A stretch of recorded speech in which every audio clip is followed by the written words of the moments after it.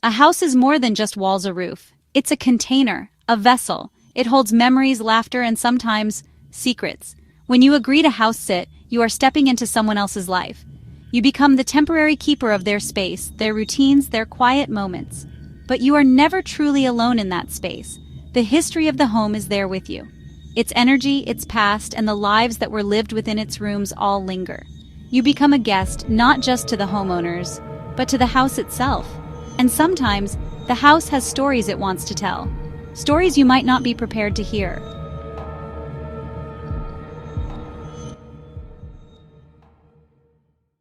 The first story belongs to a young woman named Clara. She was a college student, always looking for a way to make a little extra money.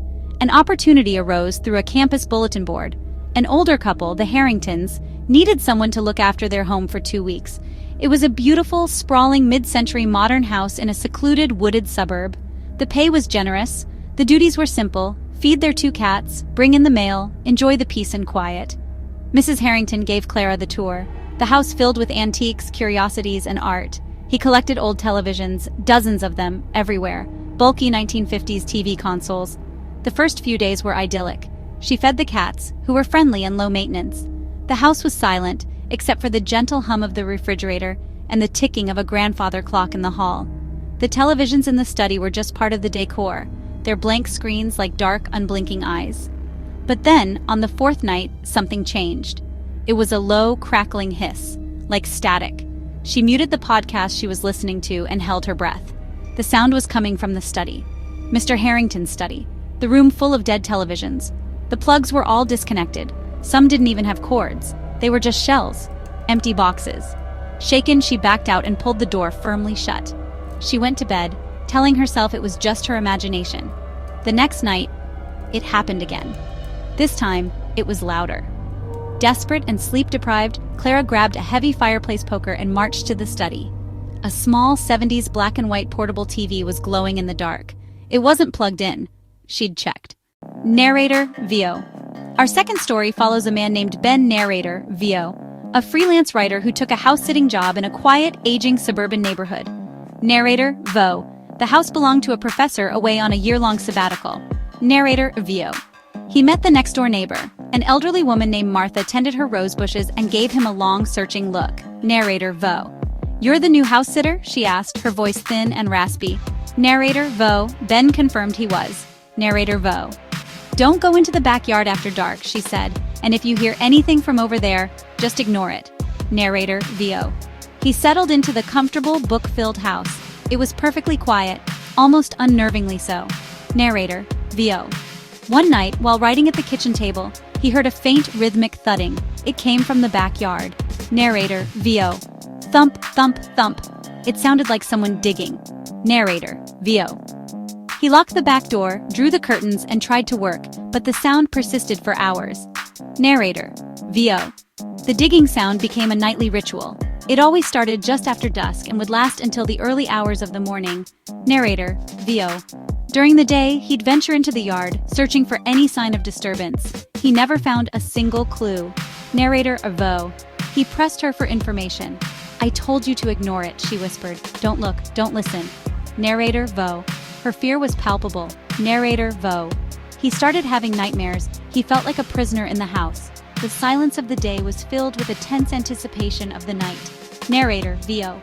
After 2 months of sleepless nights and mounting paranoia, Ben couldn't take it anymore. Narrator, VO. He decided he had to leave. Narrator, VO.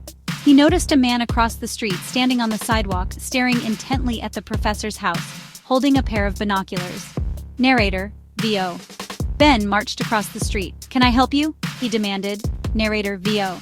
"I'm with the city's Geological Survey Department. We've been monitoring this area for weeks." Narrator, VO. "There is a significant sinkhole forming under this neighborhood. We get readings every night, a rhythmic, percussive sound. The house you're in is right at the epicenter." Narrator, VO. "You really shouldn't be in there. The ground under that house is dangerously unstable." Narrator, VO. Mr. Allister wasn't on sabbatical. He had abandoned his home. He knew it was sinking, knew it was unsafe, and instead of telling anyone, he hired a house sitter. Narrator, VO. He'd needed a warm body to deter squatters or vandals until the inevitable happened. Martha wasn't afraid of a strange noise. She was afraid the house would swallow someone whole. The narrator, Vio. The final story is about a young couple, Maya and Liam, saving up for a down payment. Narrator, Vio. They took a long-term house-sitting job for a wealthy family traveling through Europe for 6 months. The house was magnificent. Narrator, Vo. Historic Victorian mansion, meticulously restored, ornate woodwork, stained glass windows. Narrator, Vo. About a month in, Liam was in the upstairs library looking for a book. Narrator, Vo. He ran his hand along leather-bound classics and felt a draft. Narrator, Vo. He pushed aside books. The back wasn't a solid wall, it was a panel, a hidden door integrated into the woodwork. Narrator, Vio. Maya and Liam were thrilled. A secret room. Narrator, Vio. They searched the house for a key, found nothing. The owners hadn't mentioned a hidden room. Narrator, Vio. They eventually forgot about the key and decided to pry it open. After a few minutes, a soft click. The door swung with a low groan. Narrator, Vo. A wave of musty, stale air washed over them. It smelled of dust and disuse. Narrator, Vo. Not a study or storage. A small, windowless bedroom. Furnished simply. A narrow bed, a worn dresser, a child's rocking chair in the corner. Narrator, Vo. Maya ran her hand along the back of the heavy wooden door. Her fingers brushed something cold and metallic. It wasn't a handle. It was a lock. Narrator, Vio. A heavy industrial bolt lock. It wasn't on the outside of the door. It was on the inside. Not to keep people out, but to keep someone in. Narrator, Vo. On the inside of the door, the wood was deeply scarred. There were hundreds of fingernail gouges. Deep, desperate gouges, as if someone had spent years clawing at the door trying to get out. Narrator, Vo. The small bed, the rocking chair, the peeling wallpaper, it all took on a new, horrifying context. Narrator, Vo. They could almost feel the desperation, the hopelessness that had soaked into the very walls of this tiny, hidden chamber. Narrator, Vo. They backed out of the room, their minds reeling. Narrator, Vo. They gently closed the door, the click of the latch echoing the finality of a tomb. Narrator, Vo. They never spoke of it to the owners. What could they say? Narrator, Vo. They finished their 6 months in a house that no longer felt like a magnificent mansion, but a beautiful, ornate cage hiding a terrible history. Narrator, Vio.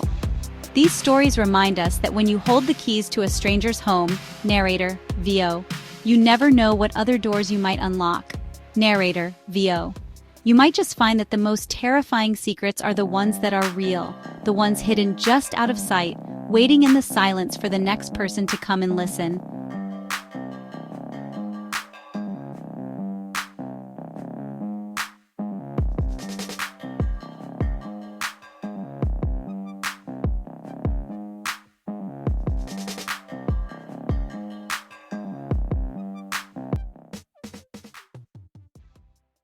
These are the stories of ordinary people entrusted with extraordinary secrets. The unseen guest, the rhythm in the earth, the forgotten room, each one a reminder.